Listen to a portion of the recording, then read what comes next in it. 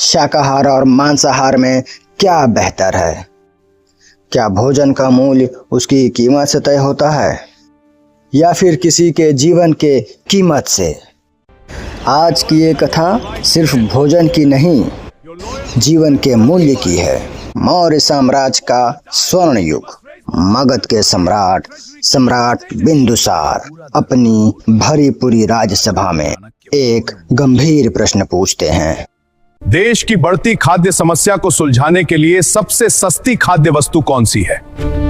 सभा में विचार गूंजने लगे। पर विचार करना होगा। विचार गूंजे। पहले मंत्री ने कहा कि महाराज, चावल सबसे सस्ता है। फिर दूसरे मंत्री ने कहा गेहूं, यह अधिक लोगों का पेट भर सकता है। तभी एक शिकारी स्वभाव वाला सामंत आगे आता है। महाराज, मांस सबसे सस्ता भोजन है। न खेती चाहिए न सिंचाई, शिकार करो और खाओ, पौष्टिक भी है। विषय पर चर्चा होगी। सभा में हलचल होने लगा। सभा में शांति बनाए रखें। पूरा दरबार बोल रहा था, पर आचार्य चाणक्य पूर्ण मौन थे। बिंदुसार आचार्य से पूछते हैं, आचार्य, आपका क्या मत है? आचार्य जवाब देते हुए, महाराज, मुझे उत्तर देने के लिए एक रात चाहिए। उस रात चाणक्य पहुंचे सीधा उसी सामंत के घर। सामंत, अनर्थ हो गया है। महाराज मृत्युशैया पर हैं। सामंत घबराते हुए, क्या?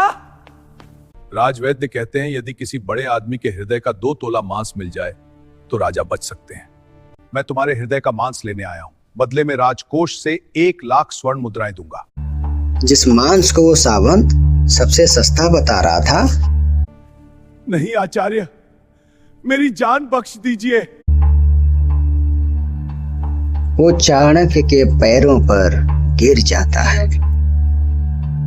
मैं खुद 1 लाख स्वर्ण मुद्राएं दूंगा, बस किसी और के पास चले जाइए।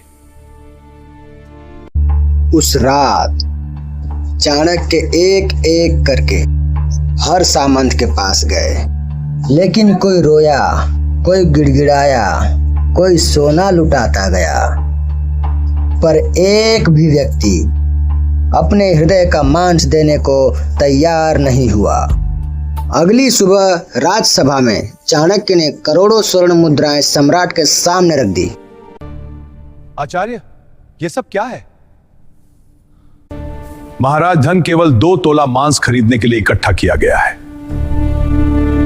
विडंबना यह है कि इतना धन भी कम पड़ गया क्योंकि कोई अपना मांस देने को तैयार नहीं हुआ। अब आप ही बताइए महाराज, मांस कितना सस्ता है? तब आचार्य चाणक्य ने कहा, जीवन अनमोल है राजन। जैसे हमें अपना जीवन प्रिय है, वैसे ही हर प्राणी को अपना जीवन प्रिय है। अंतर केवल इतना है कि पशु अपनी हत्या का मुकदमा दर्ज नहीं करा सकते। यदि आप किसी को जीवन देने की क्षमता नहीं रखते, तो उसका जीवन छीनने का अधिकार आपको किसने दिया? जीवन का मूल्य समझिए, करुणा ही सच्ची शक्ति है। सोचिए, समझिए और जीवन का सम्मान कीजिए।